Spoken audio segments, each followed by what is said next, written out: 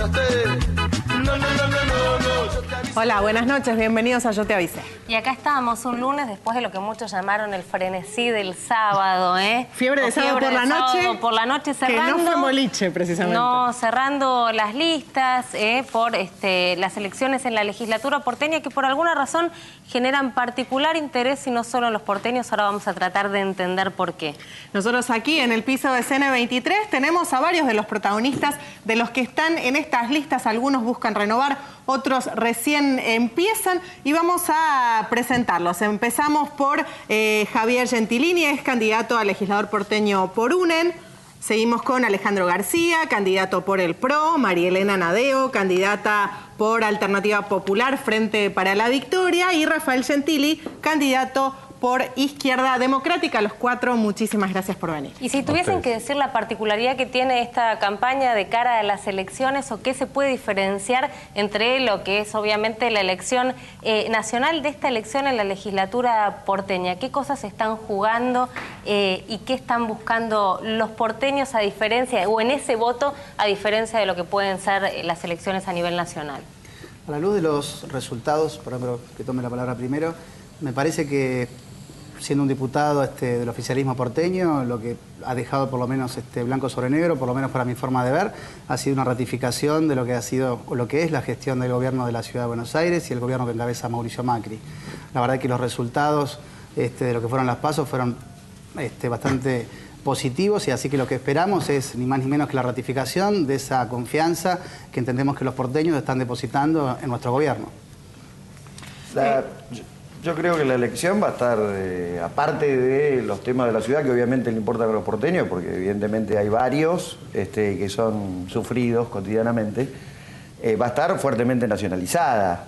Es decir, uno no puede suponer que vayamos a tener una elección de carácter municipal. En realidad vamos a tener los dos componentes, con una presencia, yo creo, mayor de lo nacional, entre otras cosas porque tenemos tres categorías en juego.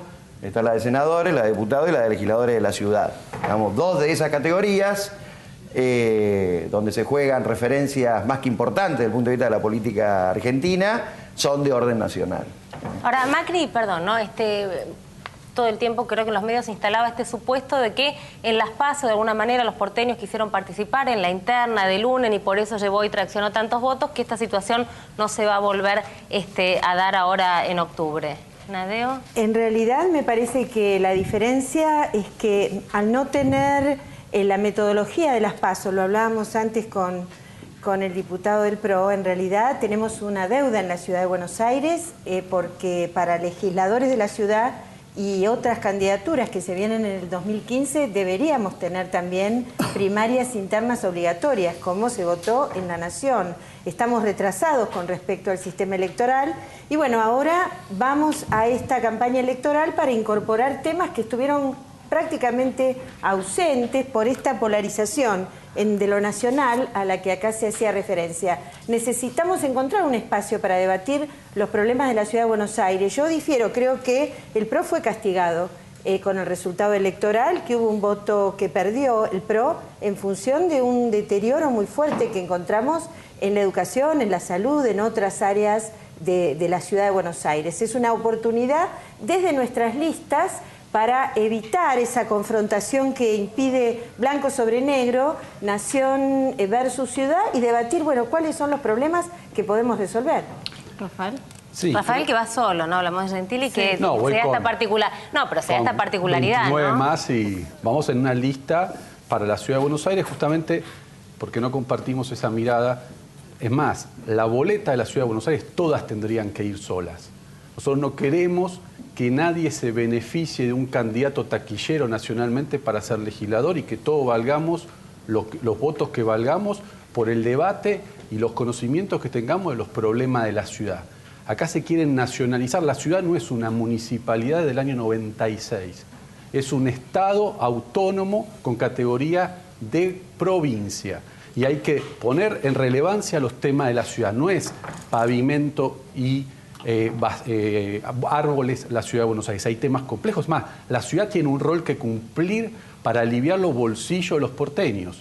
tiene un montón que hacer para mejorar cómo se mueven millones de personas que viven en la ciudad y que vienen en la ciudad. Son temas de una envergadura importante que tienen impacto en todo el país. Por ejemplo, gran parte de los problemas de la ciudad tienen que ver con que el Estado porteño no ha hecho absolutamente nada para aminorar el boom inmobiliario que se ha fomentado a partir del excedente que generan la actividad económica. Es más, ha incentivado. Entonces hoy tenemos un grave problema que es el acceso a la vivienda. No solamente tener la vivienda propia, que es una quimera para la mayoría de los argentinos y de los porteños, sino también para alquilar la propiedad.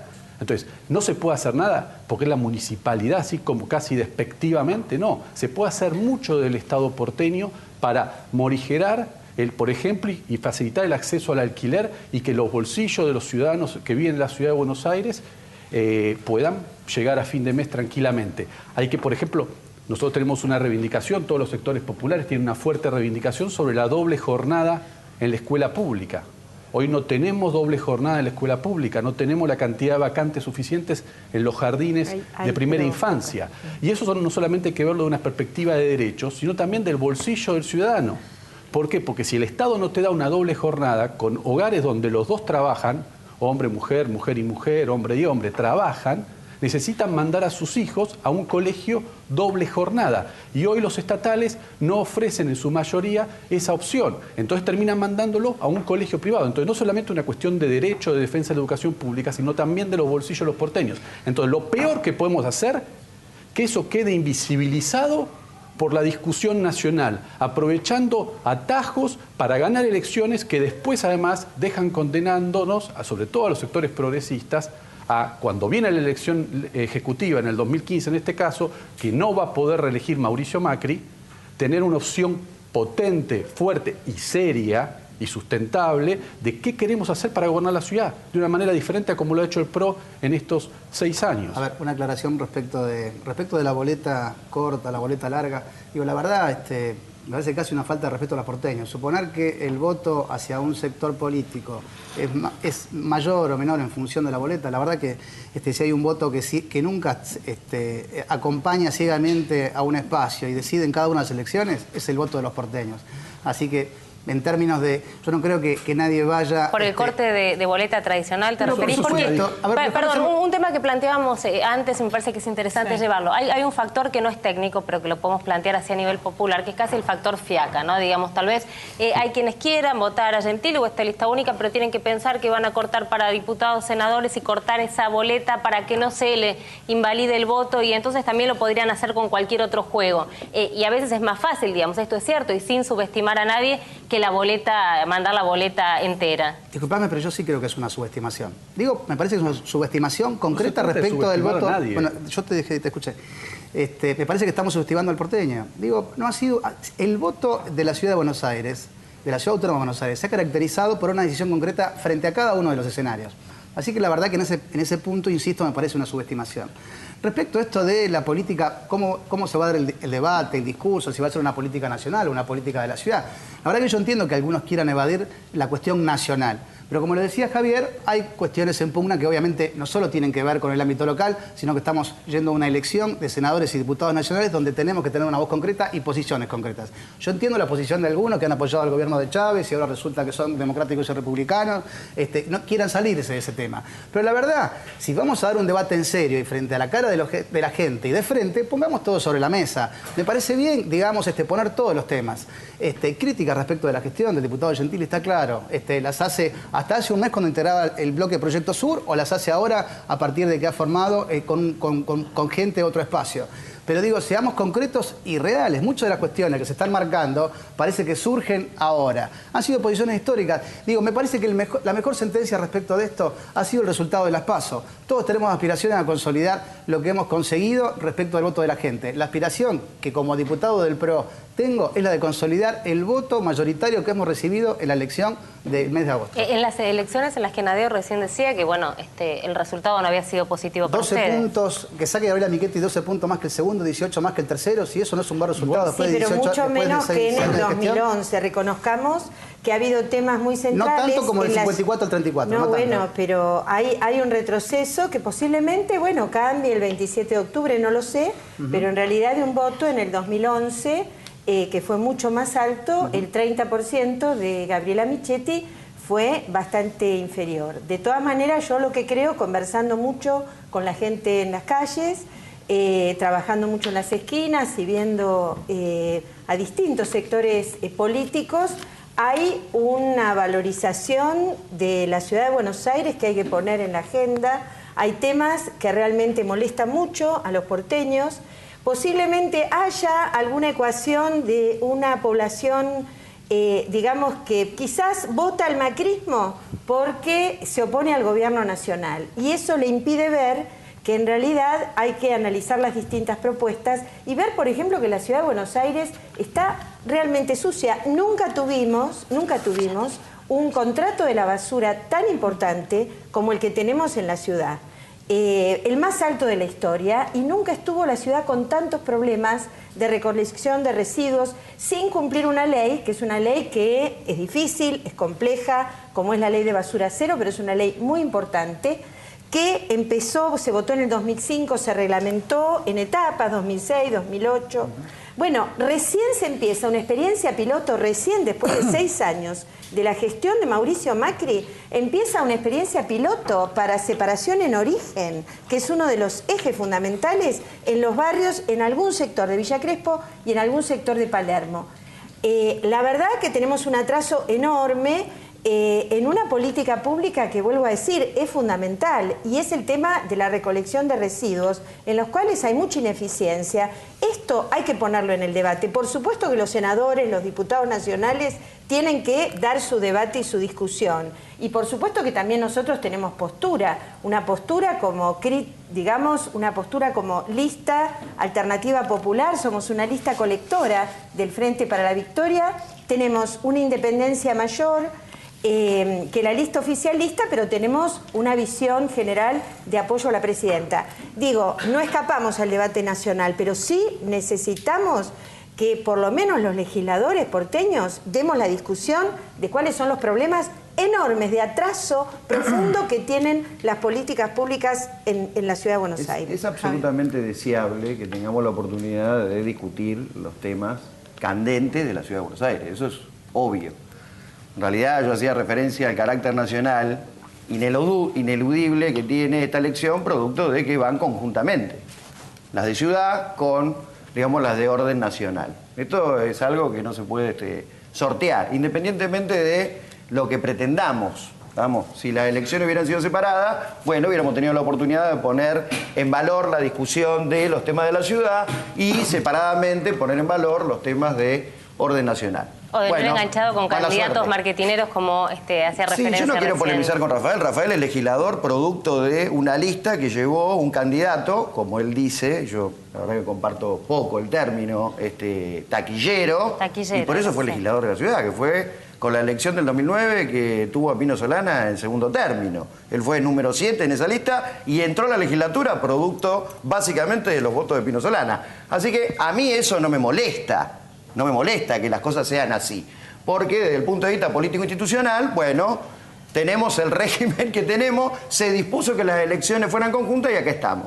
Ahora bien, más allá de esto, también es verdad que la Ciudad de Buenos Aires no es una cápsula.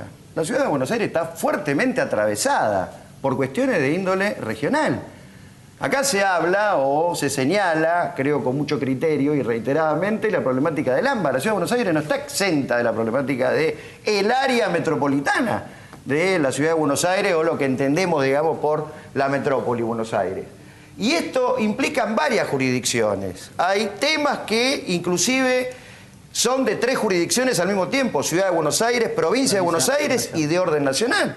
Acá hay cuestiones que tienen que ver con desarrollo urbano, obras de infraestructura, la cuestión del riachuelo, la cuestión de la vivienda, la cuestión de la salud, la cuestión de la educación, donde hay millones de personas involucradas, que algunas o algunos de estos millones viven en la Ciudad de Buenos Aires y otros tantos millones viven en el conurbano. Y los problemas que transversalizan la cotidianeidad de los habitantes de la Ciudad de Buenos Aires y del Gran Buenos Aires son de orden interjurisdiccional. Por lo tanto, la renuencia a aceptar el componente nacional, más allá de lo electoral de la Ciudad de Buenos Aires, me parece un pifie soberano. Y hay que animarse a tratar de afrontar las discusiones en toda su complejidad. La Ciudad de Buenos Aires es, e históricamente ha sido, digamos, algo que no solamente se reduce a una cuestión municipal, sería el colmo. Ni siquiera desde el punto de vista de las condiciones objetivas, tanto materiales, socioeconómicas, culturales, de sus habitantes, no solamente tienen que ver con la administración municipal. La administración municipal es responsable de una serie de infortunios que sufren los habitantes de la Ciudad de Buenos Aires. Pero también es verdad que el salario de bolsillo sustancialmente se define por la situación económica nacional. Y esto hay que afrontarlo. Entonces, a mí me parecería mucho más inteligente y franco asumir la discusión, como dije antes, en toda su complejidad, tanto las cuestiones que tienen que ver con lo municipal propiamente y con todas aquellas cuestiones de orden interjurisdiccional o nacional que atraviesan la problemática de la ciudad. Yo coincido con Rafael quería contestar antes. No quiero contestar nada, simplemente son parte de las diferentes visiones que existen. Y yo quiero, parafraseando a una señora muy conocida, quiere decir que me liberé yo. Me liberé porque realmente esta discusión que nosotros tenemos sobre qué tenemos que hacer como proyecto político de Proyecto Sur era clave. La verdad, desde el Congreso Nacional no se construye la alternativa política para gobernar la Ciudad de Buenos Aires que gana el macrismo. Estoy convencidísimo de eso. Y las experiencias que hay en el país del progresismo exitosas son la de Santa Fe, que han priorizado justamente Rosario primero en lugar y ahora la provincia de Santa Fe, que han priorizado ese camino. Queremos gobernar el país, primero gobernemos nuestro distrito. Si no gobernamos la Ciudad de Buenos Aires, no piensen que los ciudadanos no van a confiar gobernar el país. Sobre todo cuando los dirigentes se han caracterizado, no Pino Solanas, pero los demás dirigentes del espacio de centroizquierda se han caracterizado por despreciar la posibilidad de gobernar la Ciudad de Buenos Aires. Entonces, esto me parece central. Nosotros queremos ser legisladores porque queremos gobernar la Ciudad de Buenos Aires. No porque queremos ganar al kirchnerismo, queremos ganarle al otro, queremos ganar al peronismo federal o queremos ganarle a Massa. Vamos a trabajar seguro para una propuesta progresista en el 2015, no kirchnerista, donde me parece que Wiener aparece claramente como el favorito y picando en punta. Ahora, de ninguna manera, porque nosotros tenemos un proyecto nacional, una visión nacional y una visión del mundo, pero somos legisladores de la ciudad y estamos comprometidos con gobernar una Ciudad de Buenos Aires, con ganarle al 2015 a Macri, porque también en el 2015 se termina el gobierno de Mauricio Macri. Y la verdad, yo ya, por suerte, no pierdo más el tiempo discutiendo esto hacia adentro del Proyecto Sur y puedo plantear esta discusión abiertamente hacia afuera, porque uno de los fracasos de Proyecto Sur, que termina aliado ¿cómo termina aliado? Es haber resignado la estrategia de gobernar la Ciudad de Buenos Aires sin un atajo nacional. Y por eso nosotros queremos ir a esta discusión, francamente, con el votante y ciudadano, votante de Proyecto Sur, a decir, nuestra responsabilidad como legisladores de la ciudad, voten a quien quieran nacionalmente, incluso nosotros vamos a acompañar seguramente la candidatura de Pino Solanas senador, así que no tenemos ningún problema en eso. Queremos gobernar la Ciudad de Buenos Aires y para eso nos estamos dedicando y por eso trabajamos todos estos 4 años. A mí me parece que, digamos, creo que es un debate muy interesante, que hay que separar algunas cuestiones, plantearnos que uno de los objetivos de los sectores populares y progresistas tiene que ser desterrar las políticas neoliberales en la Ciudad de Buenos Aires. Ya en el país el neoliberalismo ha retrocedido porque volvemos a tener, aún con una cantidad de deficiencias y posiblemente con cuestiones no completadas o no profundizadas, pero volvemos a tener políticas activas en cuanto a recuperación del Estado, por ejemplo. Y en la Ciudad de Buenos Aires tenemos un Estado que ha retrocedido, un Estado que ha recortado, que ha retrocedido en algunos aspectos, en otros avanza en publicidad y en el maquillaje de las grandes avenidas y por otro lado recorta las políticas de vivienda, las políticas de educación, las políticas de salud mental, en un momento en que el presupuesto de la Ciudad de Buenos Aires es 10 veces más grande que hace una década, en valores reales, ¿no? En valores relativos. O sea que me parece que ahí está uno de los puntos donde seguramente vamos a debatir, a tener matices y a confluir sectores que hoy estamos separados, pero que en realidad lo que queremos es eliminar las políticas, o los políticos, no eliminarlos, sino hacer retroceder un proyecto que tiene mucho de la década del 90, que tiene mucho del neoliberalismo de los 90 y que está gobernando en la Ciudad de Buenos Aires. Me parece que esa es la discusión más global que hay que dar. Una aclaración, digo, yo sé que te cambio la lógica, pero déjame decirte que el progresismo porteño votó a Mauricio Macri por el 65% de los votos. Que vos me digas que el 65% de los votos no sea qué sector ideológico lo ubicás, digo, es una cuestión en la que yo no me quiero meter. La verdad que discutir esto de progresismo, no progresismo. Miren, yo creo que el progresismo... Es un gobierno que desmantela el Estado, Alejandro. Perdón, pero vos decís que la gente se equivoca. Muchas veces se equivoca. Yo no creo que la gente se equivoque. En todo caso, no llegará el mensaje que vos querés dar. Pero tomar a la gente como que si ve una boleta corta, entonces vota una, ve la otra. Digo, no lo subestimemos, muchachos. Me parece que se están equivocando. Por ahí lo que están fallando son los discursos y lo que busca la gente. Vos me hablás de la década del 90. Mira, si querés yo te hablo... Ya termino. Yo te escuché, pero no te hablo. Vos me decís, ¿qué es lo que busca la gente? Mira, yo te lo doy muy claro. Lo que busca la gente, preguntá a la gente que usa el Metrobús. Preguntá a la gente que usa el Metrobús, de Juan B. Justo, de A 9 de Julio, la que va en la zona sur y va a llegar a Puente La Noria. El discurso queda de lado. Lo que me importa es que la gente no viaje así nada. Entonces, eso es lo que me importa. Vos me dices el progresismo. Progresismo es encontrar las escuelas hechas pedazos como las encontramos nosotros en la emergencia edilicia y darle calefacción a las escuelas de la ciudad de Buenos Aires. Vos decís que subestimar al electorado. No, pará. ¿Dónde está la publicidad? ¿Dónde está la publicidad gratuita? El mes pasado estaban juntos en el mismo espacio. Ahora tenés que ir con una candidatura a diputado y te vas despacio. Ojo que por ahí le voto a Pino Solana. ¿Dónde está la publicidad gratuita? ¿Pino Solana es tu proyecto? ¿Chávez, Chicón, ese es el proyecto o es Carrió, La República? Digo, pongámonos de acuerdo, porque hace un mes te escuché decir eso. Entonces, la verdad que es una cuestión así muy rara, esquizofrénica. ¿Dónde está la publicidad para los candidatos? Sobre todo al mismo porteño que le decís que lo subestimás. Con esa clase de discurso y de confusión. Yo lo que digo contestame dónde está. Contestame dónde está. No, pero Rafael, me parece que lo que hay que hacer es discutir. ¿Dónde está la publicidad oficial para de la ciudad de Buenos Aires? ¿Dónde está la publicidad gratuita para candidatos a legisladores?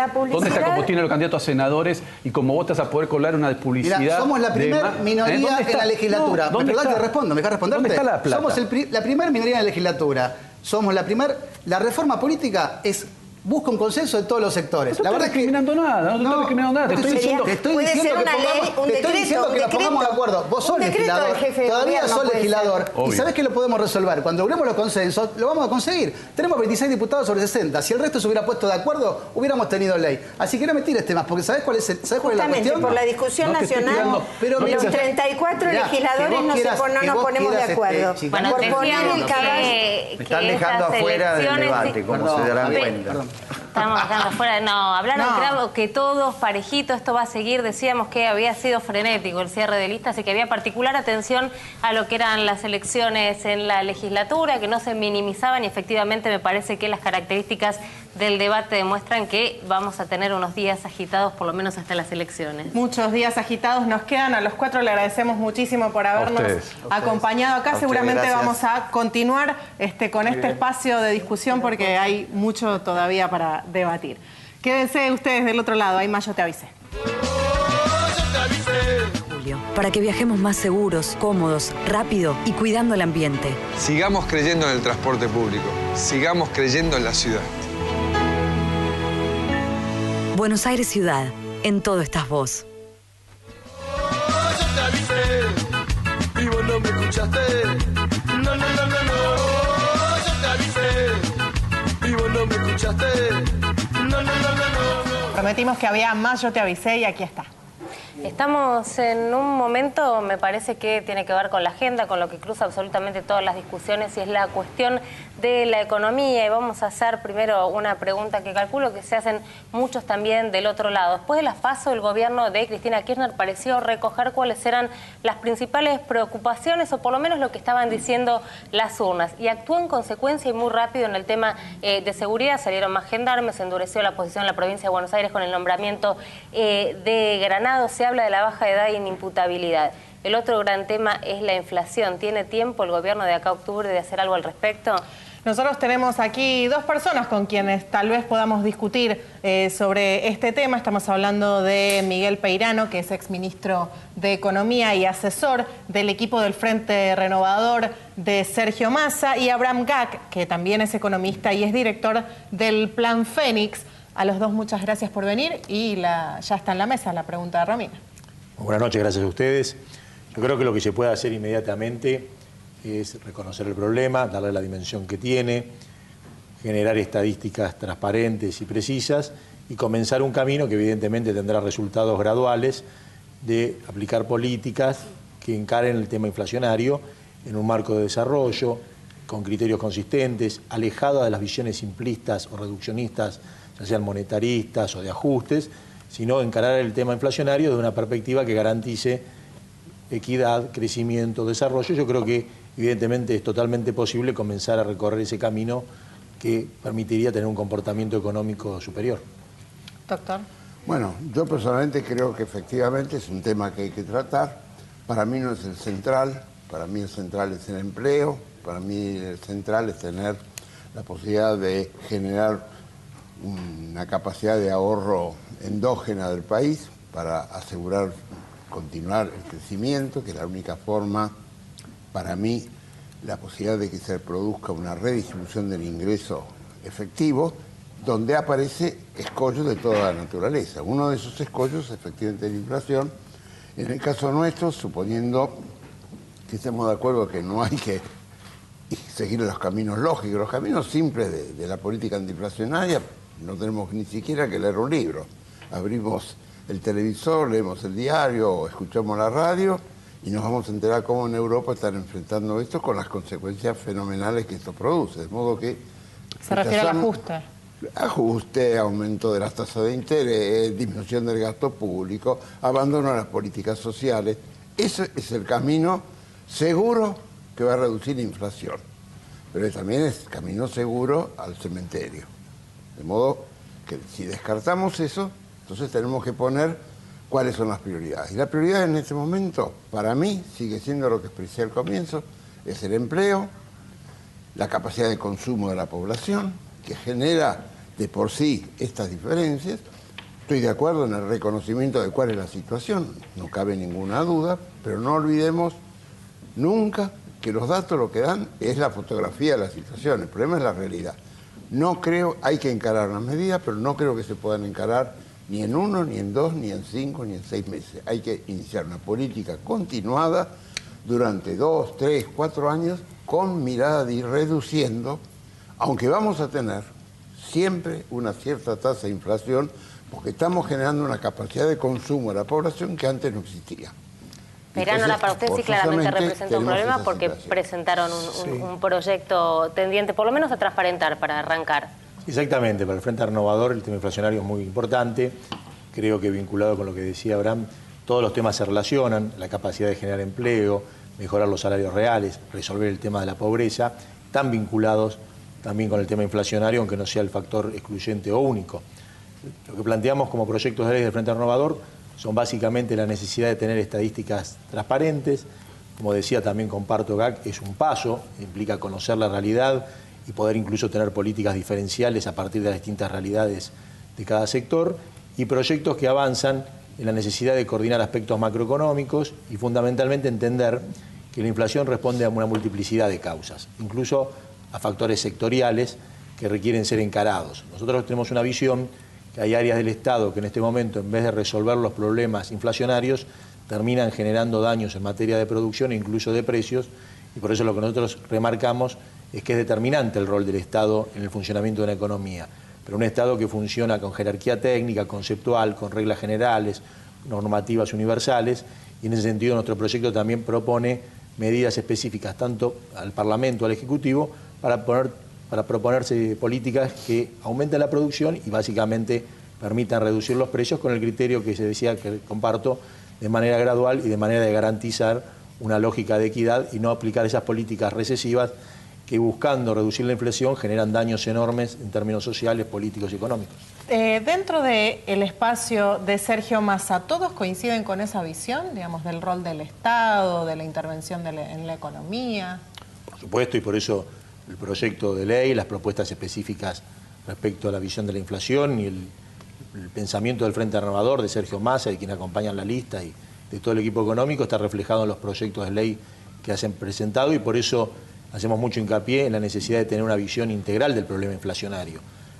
Es tan negativo, a mi entender, negar el problema, como a veces recurre en ciertas áreas del gobierno, como caer en reduccionismos o simplismos que, como señalaba recién Abraham, Europa o gran parte de los países que intentan aplicar esa lógica están reflejando las consecuencias, y nuestra propia experiencia histórica, la década de los 90, el neoliberalismo o modelos que sin ser tan expresivos en su carácter neoliberal subyacen raíces ortodoxas, demuestran que generan desempleo, problemas sociales, ajustes sobre los sectores y terminan generando privilegios o representando intereses puntuales, y la inflación se vuelve una excusa para afectar a la mayoría de la sociedad. Intuyo que la pregunta de Ana tenía que ver con la convivencia, por ejemplo, entre usted y Martín Redrado, ¿no? Con posiciones antagónicas. Claro. No, pero en el caso, perdón, Abraham, brevemente. Por ejemplo, dice Abraham también. Pero Romina y Ana, en el caso de Martín Redrado, fue presidente del Banco Central durante periodos de altos años, de alto nivel de crecimiento de la economía, del sector industrial, y el Banco Central no solamente preservó un tipo de cambio competitivo,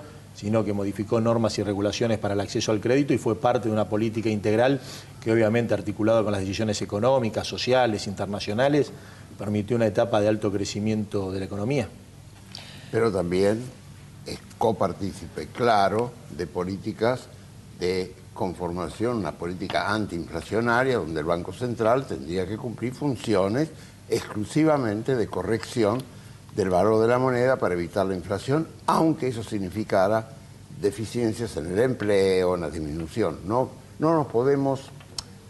Yo te digo, estamos al aire, pero realmente yo sé que compartimos mucho más cosas, muchísimas más cosas, pero también es cierto que no podés negar que estás en un grupo que tiene conflictivas ideologías. Y eso es una cosa que a mí personalmente me duele muchísimo, porque vos también fuiste ministro de Economía en un momento muy difícil, pero al mismo tiempo exitoso en tu trabajo. Entonces, realmente no es esa la situación. El problema es saber en qué manera vamos a defender las bases fundamentales de un proyecto que además no está en los manuales.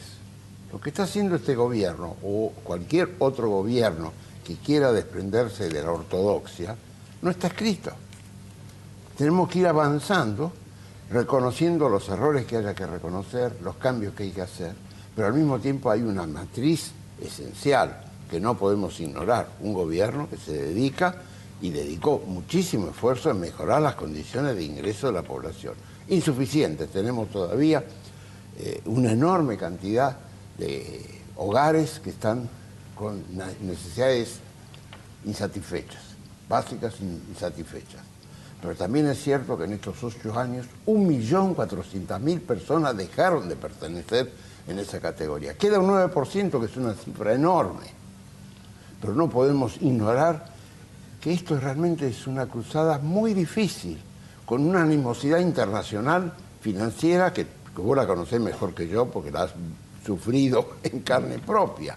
Entonces tenemos que mirar también eso, porque si no esta discusión para el ciudadano que tiene que emitir un voto se va a encontrar con dificultades muy serias, porque se encuentra con los discursos que aparentemente no encuentra grandes diferencias, porque de hecho podemos compartir casi las frases que yo personalmente compartiría todas las frases que vos dijiste, señalaste, porque dijiste algo muy importante, dijiste que la inflación es uno de los elementos de dificultad que el gobierno tiene que encarar de alguna manera y que eso va a llevar tiempo. Eso es un reconocimiento fantástico, porque para muchos la inflación es el único problema esencial y absoluto. Inseguridad y inflación desde el punto de vista económico, inflación únicamente. Y eso me parece que los dos estamos de acuerdo que la problemática es otra, porque sostener en forma coincidente durante años y años la posibilidad de que mejoren las condiciones de vida de la gente es absolutamente fundamental. Y sé que vamos a estar en la misma vereda, estoy absolutamente seguro. Seguramente, Abraham, pero yo te quiero marcar este intercambio de ideas. En primer lugar, que fíjate que el primer proyecto que plantea el Frente Renovador, entre varios, en materia económica, implicó gravar la renta financiera, la renta especulativa, la renta de grandes transacciones, incluso de compraventa de paquetes privados accionarios, con lo cual encara un tema que es parte de la necesidad futura de la política económica, que es una reforma tributaria que genere grados de equidad. Y los recursos que generaba esa decisión de gravar la renta financiera o especulativa se trasladaba a disminución de impuestos a los trabajadores o disminución de impuestos a la pequeña y mediana empresa, con lo cual el perfil del proyecto legislativo y el mismo enfoque y los mismos proyectos de inflación están reflejando una visión de desarrollo y una visión de equidad. Asimismo te digo, y es muy breve, pero como hiciste referencia a algunos temas, cuando en 2007 decidí no continuar como ministro de Economía, Yo lo que remarqué ya en ese momento, que en primer lugar no podía haber un organismo de estadísticas que no fuera transparente y claro. En segundo lugar, que no podía haber persecución interna al personal. Y al mismo tiempo que el tema inflacionario, no siendo excluyente, debía ser encarado justamente de una visión de desarrollo. Y que ese era el gran desafío del gobierno y de esta etapa, que era alejarse de las nefastas visiones neoliberales y generar, como vos decís, con pensamiento autónomo, con propios criterios, en un modelo de equidad, cómo generábamos políticas para que la inflación tuviera tendencia declinante, para que tuviéramos mecanismos de Estado para jerarquizar la intervención del Estado en cada uno de los sectores. Lo que sí creo, Abraham, que cuando vos analizás algunas áreas del gobierno hoy, o cuando visualizás autoridades que plantean solucionar los problemas del sector externo a través de un blanqueo de capitales, que intentan plantear la reducción de la inflación por un congelamiento verbal de la inflación. No me escuchaste eso. No, por supuesto, lo que estoy señalando no me es... escuchaste. Estoy señalando, no que vos lo hayas de ninguna manera resguardado. Ok. Te digo que son dificultades objetivas que, así como se han avanzado y se han logrado muchos avances o medidas puntuales, como vos señalabas, y podrían extenderse a otras, sin duda estamos, en particular en los últimos años, con dificultades objetivas en la instrumentación de las políticas y se están acumulando problemas y dificultades que son innecesarias y que vuelvo a decir que justamente el aporte que nosotros realizamos del Frente Renovador es resolverlas desde una visión justamente autónoma de desarrollo y después evidentemente dará para el debate que vos planteás. Convengamos dos cosas, que no hay un manual que diga cómo enfrentar esta situación con esta visión que tenemos. Con lo cual podemos estar discutiendo, dar marcha adelante, marcha atrás, modificar, porque realmente no hay nadie que haya intentado antes un proceso de esta naturaleza. Pero además te quiero decir, es un avisito que te voy a pasar. Nosotros llegamos bastante antes que Massa en muchas de las cosas que vos planteaste. En el 2002 ya hemos planteado toda esta cuestión de la reforma tributaria, hemos planteado el problema del INDEC en el 2004, en fin, hemos visto las dificultades, pero son propias de un proceso que no tiene, digamos, medida académica, científica previa. Es una ciencia social que se está elaborando. Y creo que me parece muy importante, y en eso deberíamos estar juntos, en no frustrar lo esencial. Que esta mirada no ortodoxa de cómo encarar y que pensar en que la obligación nuestra en un país como el nuestro, que tiene territorio, gente, clima, condiciones naturales, lo que tenemos que conseguir mejores condiciones de vida para todos. Y es un proceso que avanza. Es muy fuerte lo que está sucediendo acá. Abraham Gac le está reclamando a Miguel Peirano por qué dejó este espacio ideológico del plan Pero Fénix. Además, en cuestiones tan frías como por ahí puede ser la economía, introduce una cuestión mucho casi más sentimental. sensible, diciéndole, me duele donde está, le dice. Es que lo digo con cariño, en serio. Recíproco. Está abierta las Y puertas. además, para Abraham, yo recibir. creo que la valorización del plan Fénix y los conceptos y las propuestas son enormes. Lo que sucede es que justamente no son esos lineamientos los que guían al gobierno y aquellos funcionarios que están predominando en las decisiones, y vos lo sabés perfectamente, en muchos casos tienen una visión contraria a ese plan y yo creo que no son decisiones marginales, secundarias, sino que son centrales y están conduciendo la política económica.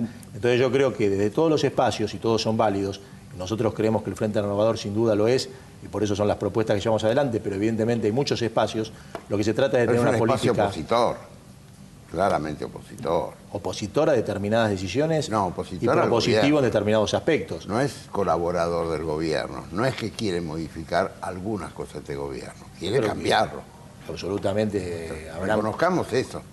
Yo creo que absolutamente, Abraham, la visión del Frente Renovador es realizar propuestas para mejorar el comportamiento económico. Y te vuelvo a decir, fíjate que el proyecto legislativo en materia impositiva... Es contradictorio el mensaje, no generó, el tuyo, no el tuyo. Generó incluso las fuentes de recursos que el propio gobierno no tuvo la decisión de tomar al gravar la renta financiera. Entonces yo creo que, por supuesto que puede haber diversos espacios, y los hay, para colaborar con una mejor política económica. Pero creo que lo que es claro... La reforma tributaria es insuficiente lo que se ha hecho, en este momento inclusive. Estamos de acuerdo. Aún con estos dos nuevos proyectos Desde que luego, se han desde luego. ¿ya tienen Desde media luego. sanción? Porque además yo creo que el gobierno el Estado, el gobierno, tiene que recaudar más. A mí no me conforma con aumentar el mínimo imponible, con lo cual se pierde una recaudación y se compensa con otra. Yo creo que hay que mejorar. Y hay sectores que tienen posibilidad de mejorar su contribución. ¿Y por qué cree que no se hizo hasta ahora eso? Porque no es fácil. Porque no es fácil siquiera esto que se está haciendo. No parece haber sido tan difícil. Porque estamos en un periodo muy especial. Pero todos hemos visto que cuando se quisieron poner las retenciones móviles, poco más, poco menos que tuvimos una revolución. Vea, ninguna reforma tributaria, en serio, en ningún país fue pacífica. Nunca. Tengo más preguntas para ustedes. ¿Me esperan unos minutos? Ya volvemos. Me quiero ir, como dijo alguien. Yo te avisé, y vos no me escuchaste. Y vos no me escuchaste. No, no, no, no. Acá siguió en el corte la discusión, muy, pero muy interesante. Una última cortita quería preguntarles a los dos. ¿Creen que sirve el cepo cambiario?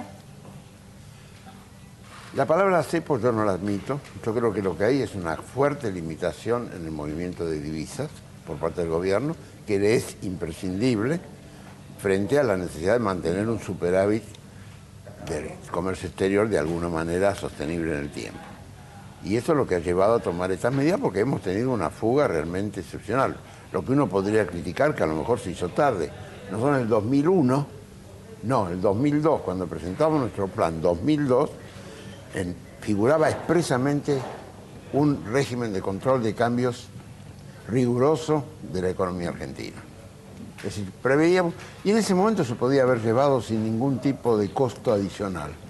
Esto ahora entró en otro camino. Entonces, realmente tenemos una dificultad seria porque la gente considera de que necesita a toda costa poder ahorrar en dólares. ¿Cómo se sale de esta encerrona? Pero viaja como loco. Es lo que se gasta en viajes. En primer lugar, creo que el cepo fue un error. Yo creo que la política cambiaria que el gobierno tuvo del 2003 al 2010 fue efectiva, con un Banco Central que intervenía en el mercado acompañando las realidades internacionales, que se pudo haber evitado, y creo que la propia dinámica del cepo terminó incentivando la demanda de dólares de los particulares e incluso sobredimensionando un escenario internacional que no justificaba las decisiones adoptadas. Por supuesto que, como decía también Abraham en el tema inflación, la visión para resolver los problemas es integral. Ninguno de los problemas en sí mismo o aisladamente son los responsables de todas las dificultades o el comportamiento de la economía. Yo creo que del cepo la manera más efectiva de salir es planteando una política económica integral, explícita, un horizonte de mediano plazo. ¿Con un costo político alto? Porque muchos se preguntan por qué no lo hacen. No, por el contrario, yo creo que... Hay que ver qué pasa con la fuga, ¿no? Yo creo que habrán en ese sentido, así como ha habido etapas donde los actores económicos se desdolarizaban y el Banco Central tenía un rol muy activo para comprar divisas, creo que todavía están dadas las condiciones que para un marco nuevamente de política heterodoxa, de desarrollo y con reglas explícitas y con interlocutores en ciertas áreas más razonables o más consistentes, existe margen de salir del cepo. Pero de todos modos, por ejemplo, la creación del blanqueo cambiario, este último que vence ahora el 30 de septiembre, y la creación de los CEDINES apuntaba a ya es como un blanqueo de que en realidad no se pudo desdolarizar la cabeza. Claramente fracasó la idea de desdolarizar todo el proceso inmobiliario. Sí. Y hay un reconocimiento explícito al establecer los CEDIN como un mecanismo posible, que tampoco parecería, por lo menos hasta ahora, no ha tenido un éxito muy bajo la adhesión. De ninguna naturaleza. No sabemos, todavía no ha terminado y seguramente habrá que esperar un poco más. Las elecciones, el periodo de elecciones nunca es bueno para este tipo de medidas porque genera mucha preocupación y duda quería en la preguntarle gente. Por último a los dos cómo se vive, digamos, en este momento la tensión que hay entre la industria y el gobierno. Fue muy duro Méndez con el ministro Lorenzino. Lorenzino salió a responder. ¿Y cómo termina impactando esto? No, yo creo que los temas centrales son el problema de competitividad, las distintas realidades sectoriales. Hoy la industria tiene un comportamiento heterogéneo. Creo que las afirmaciones que referís no hacen al fondo ¿Es una anécdota? Creo que es una anécdota y además creo que no se trata de analizar funcionarios específicos, sino de evaluar políticas globales, y por eso también para el Frente Renovador el tema de la competitividad es determinante.